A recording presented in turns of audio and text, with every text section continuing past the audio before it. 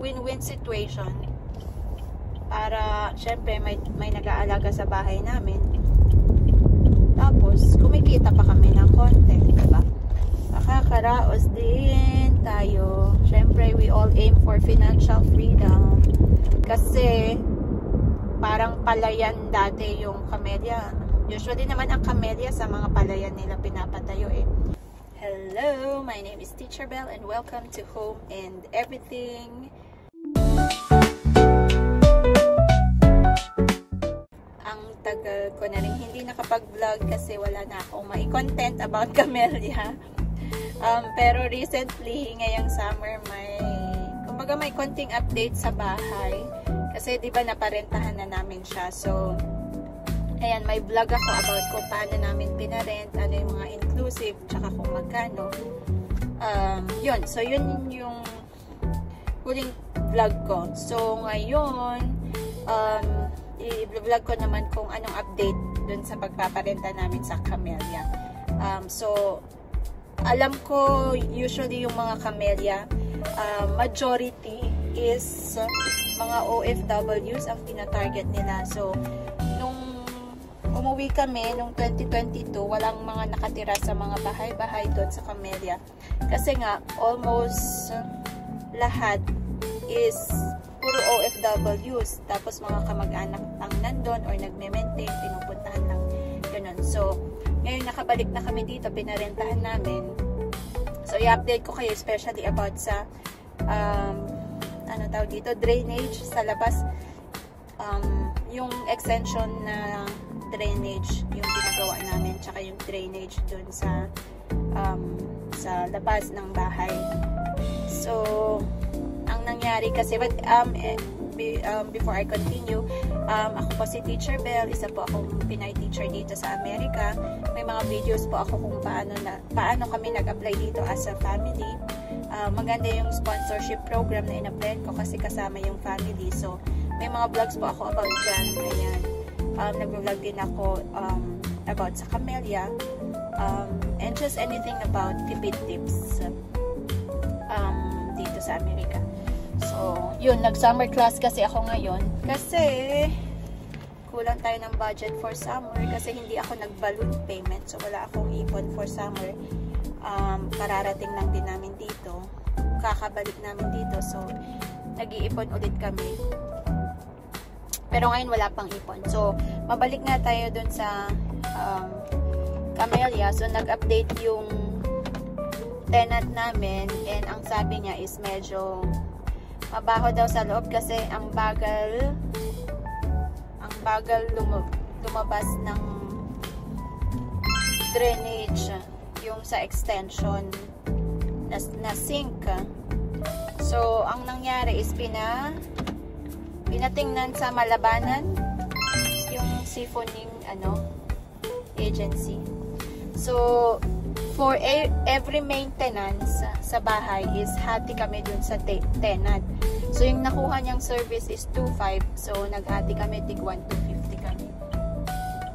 So, binawas na lang sa renta. So, ganun. Pest control, yung mga maintenance na favorable naman para sa inyong dalawa is hati na kami. Pero yung mga maintenance na mostly favorable sa amin is kami ang magsha-shoulder. Like for example, yung pest control, kami ang magsha-shoulder. Yung repainting, yung renovation sa labas is kami ang mag-handle.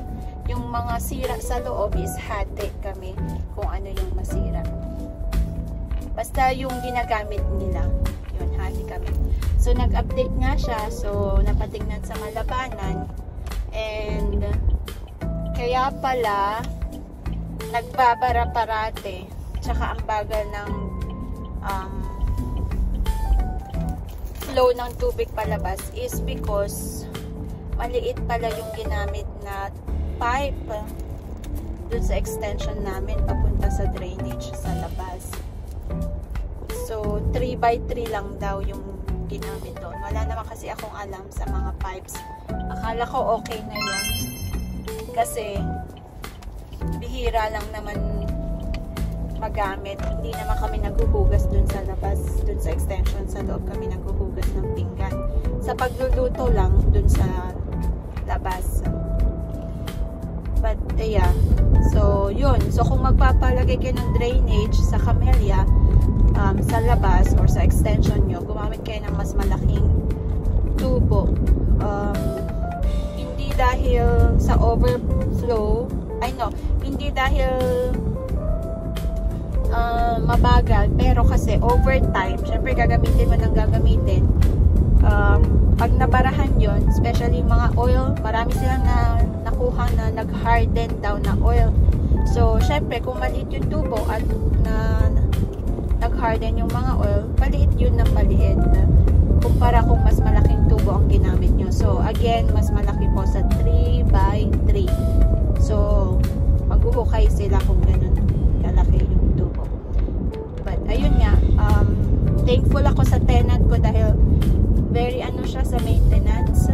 Basta pag may sira, message agad ako, tapos siya na gumagawa ng paraan. Ibabawas na lang sa renta, which is okay lang naman sa amin kasi maintenance din naman yun. So ganun po yung setup ng pagpaparenta namin sa Camellia. Ano pa bang update sa Camellia? Sila na rin ang nagbabayad ng anong tawag doon? Homeowners Association fee tsaka tubig. Ang kuryente sa amin na kasi nga meron kaming access sa CCTV. Tsaka more or less nasama ko na rin naman siya sa pagpapaupa. Parang win-win situation. Para syempre may nag-aalaga sa bahay namin. Tapos kumikita pa kami ng konti, diba? Sakto lang pambayad sa pang-monthly ng bahay. Konti na lang. Ilang years to pay na lang. Makakaraos din tayo. Syempre, we all aim for financial freedom. Kaya tayo work hard dito sa Amerika. Oops. Oh.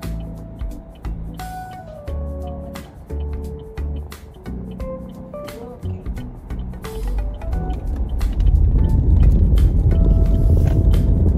Yan. Ano pa bang mga update?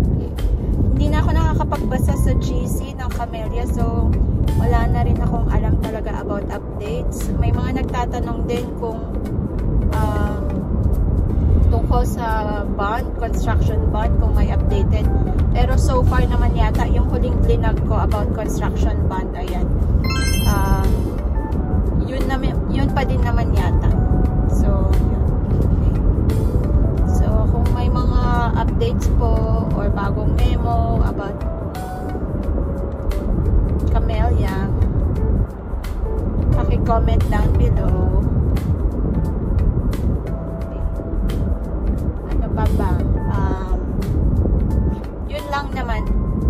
Yun lang ang update. Ang update ko lang ngayon is about drainage system, especially magtatag-ulan. Yun. Mabuti nga talaga, very proactive yung tenant ko kasi malapit nang magtag-ulan. Dati kasi yung drainage namin sa labas, pag tag-ulan, nag-overflow siya. Siguro nga kasi maliit lang yung tubo na ginamit, 3x3. So hindi niya nako-contain lahat ng pumapasok na tubig, so nag-overflow siya. Although continuous naman yung paglabas niya sa drainage, pero nag-overflow talaga siya pag malakas ang ulan. So yun, at maganda talagang lagyan yun ng drainage yung labas ng bahay nyo, kasi parang palayan dati yung Camellia. Usually naman ang Camellia sa mga palayan nila pinapatayo mabagal ang pagsipsip ng lupa sa tubig. So pag umuulan, matagal siya bumaba. So mas maganda na meron siyang drainage. Okay? Yun na po. Kung may questions kayo, about Camellia, based from experience namin, pwede kong masagot about teaching, application dito sa Amerika. Just leave a comment. Magre-reply ako whenever I'm available or whenever I have time. Especially magkaiba yung time difference natin. Okay? thank you po for watching and have a great day. Bye. Happy teaching and keep on dreaming.